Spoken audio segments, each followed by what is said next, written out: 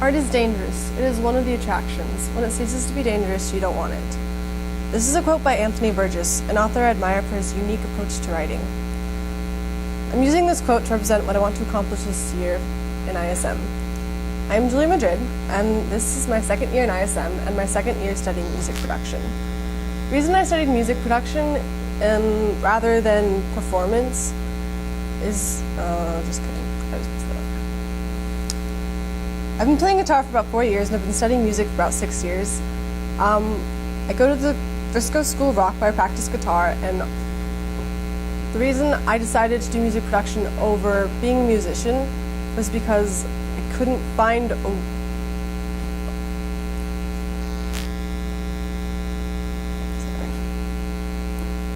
This year I intend to make connections with different producers and studios in the Denton area, since I plan on going to UNT for college and would like to establish myself in the area beforehand. Eventually, after college, I would like to be able to open my own studio where I am the head producer. This year, I also want to open my horizons to other aspects of the music industry, to people such as musicians and freelance audio engineers, to not limit where I can make money in the early stages of my career. So, for this year, when I started research, I wanted to broaden my horizons. I wanted to learn more than just producing, because I spent all of last year doing that. I wanted to make sure I knew every aspect of the music industry so I could work with other people and I knew what their jobs were like on top of knowing what my job was like. So the first thing I researched was what it was like to be a full-time musician. Because since as a producer you have to work with full-time musicians, you have to understand what they have to deal with and what they're going through on top of yourself. Because everyone in this industry has trouble getting around, getting to do what they want to do. And then I studied making lasting musical relationships. The music industry is an incredibly social industry, and it's all about knowing people, and sometimes if you don't know people, it can be negative effects on your career. And then I researched taking advantage of tone and volume knobs. With creating music and writing music, oftentimes people get thrown into the world of guitar pedals and using tons of different effects and sounds and stuff to create unique guitar tones. But people often forget that there's a tone and volume knob on your instrument and on the amps and settings. And so before you can go into the world of pedals and crazy different effects, you have to learn how to master the simple effects. And then I studied artistic vision. That had to do with putting yourself into your music and even production, making sure that you're creating a standard for yourself even when you're producing someone else's music, that you're not going to settle for music that no one's going to listen to or that doesn't hold a high standard, and you don't want to work with musicians who aren't going to practice and take their craft seriously. And then I researched recording demos. As a musician, having a demo is incredibly important because if someone looks you up on the internet, this is their impression of you.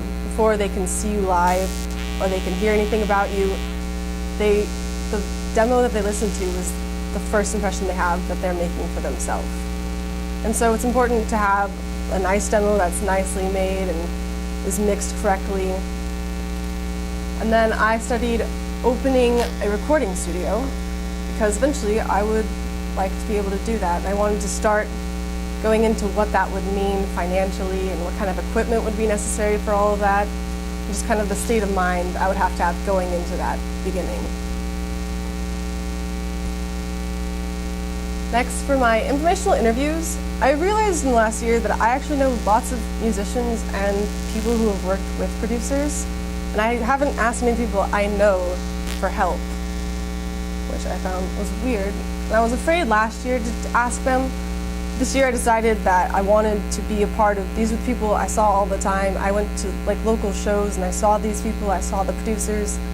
Lots of people I work with or who teach me stuff, they're in some of the bands and they've gone to studios to be recorded. And these are also the bands that work with the producers that record locally, and I want to do more of that than other types of music production. And so the first person I interviewed was Saxon Lewis, who is, I actually met Saxon a year ago, when I started going to School of Rock. He was the first teacher I had for one of the performance programs, and he kind of taught me to, because I had never before performed in front of anyone really, so he was one of the first people to kind of make that comfortable for me. On top of School of Rock, he's also in 2 other bands. He's in the band Ether After that he created. This is his album. It's also on Spotify if anyone wants to listen to Saxon's band.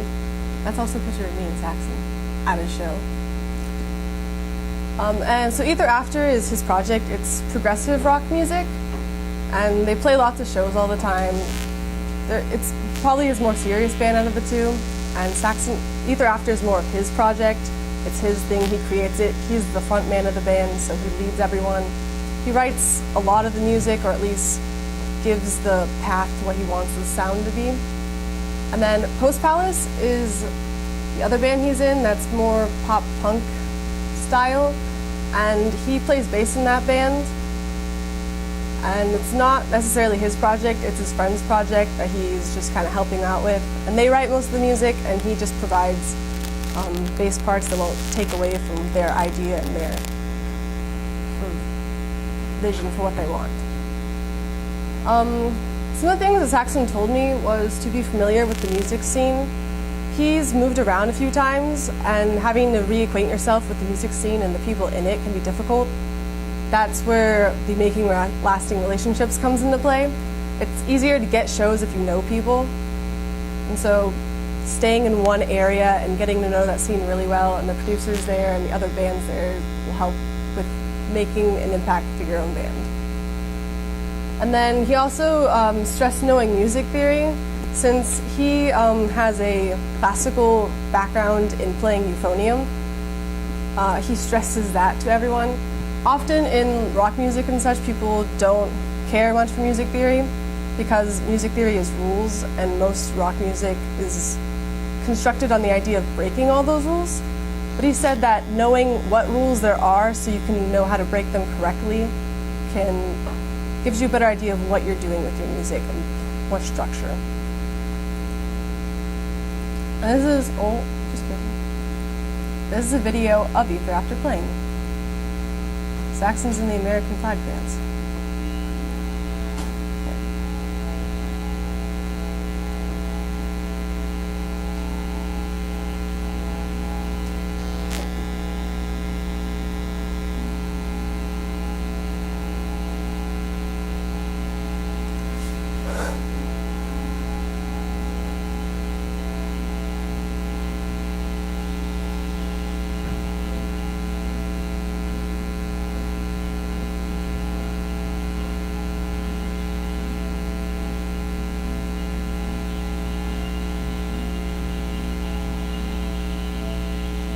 Ether After mostly plays paying gigs, unlike some bands locally. So this is a place in Fort Worth.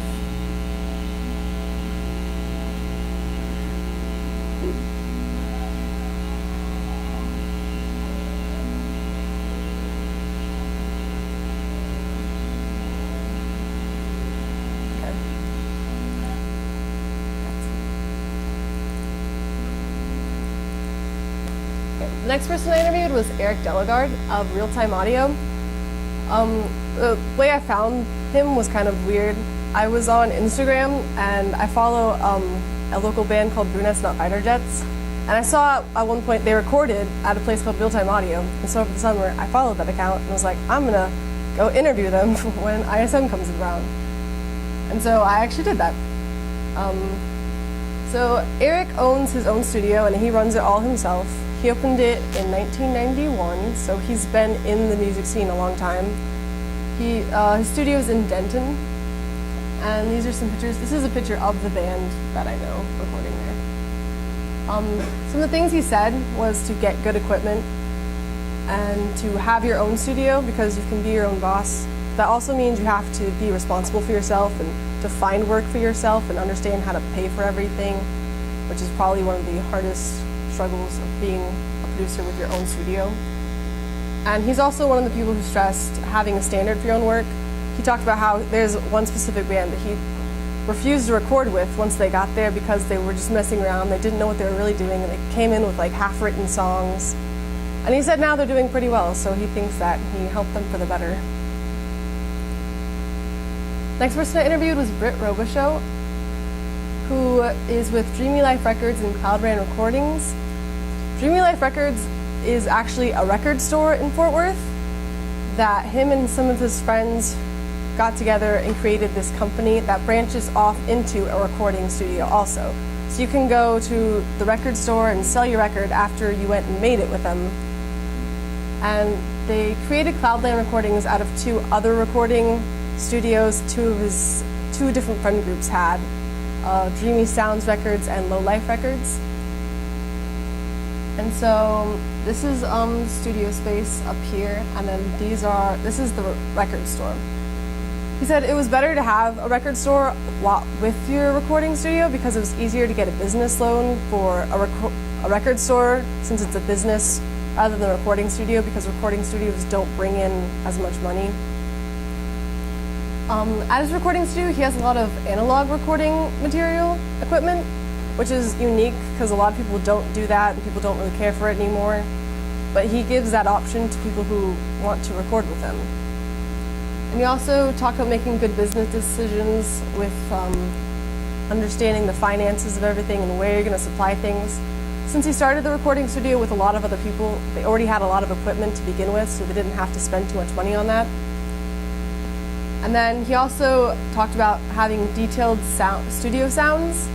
He walked me through the studio and was explaining how none of the walls were parallel because then the sound would bounce off of each other, and different things about how different places he's recorded before, how certain sounds wouldn't pick up because of the way the room is, and how he had to put like something to cover up the wall in one certain area to get the bass sound to be as clean as he wanted.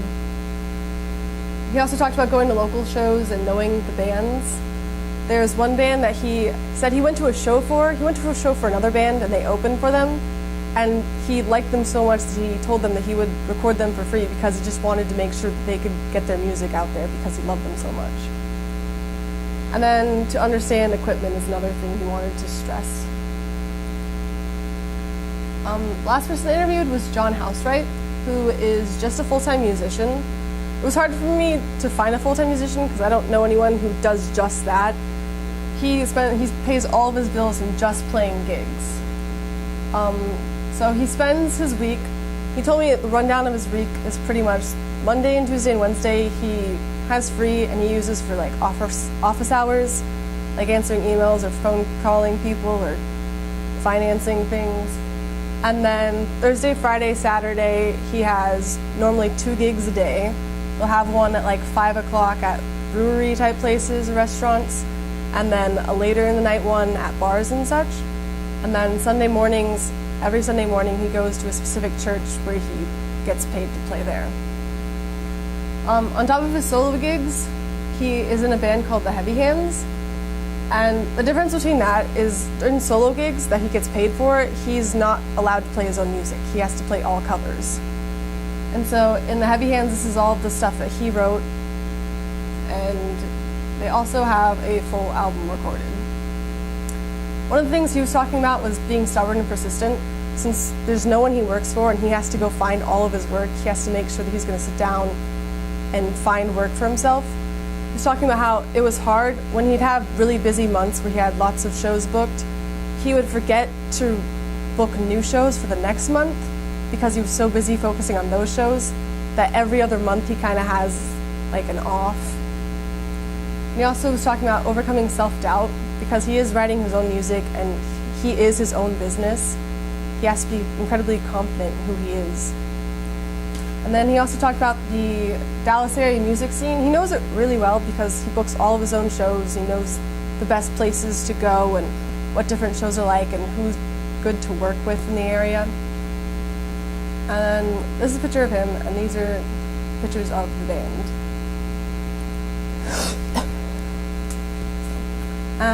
This is the Heavy Hands performing at 35 Denton, a music festival in Denton last year.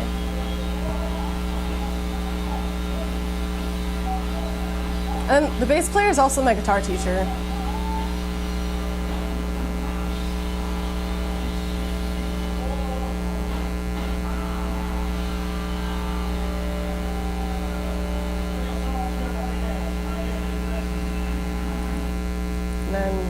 This is one of his songs that he has for the Heavy Hands, but since he wrote it, he also uses it occasionally in his solo gigs. This is more professionally recorded video.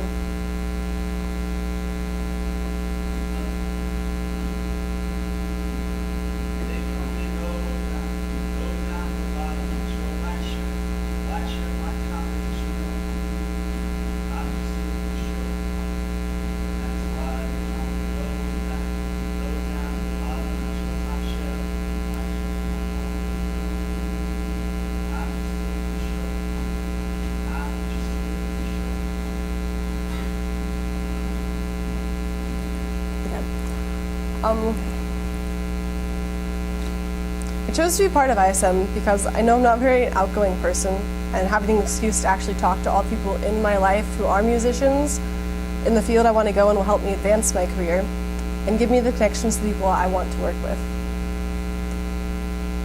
Thank you.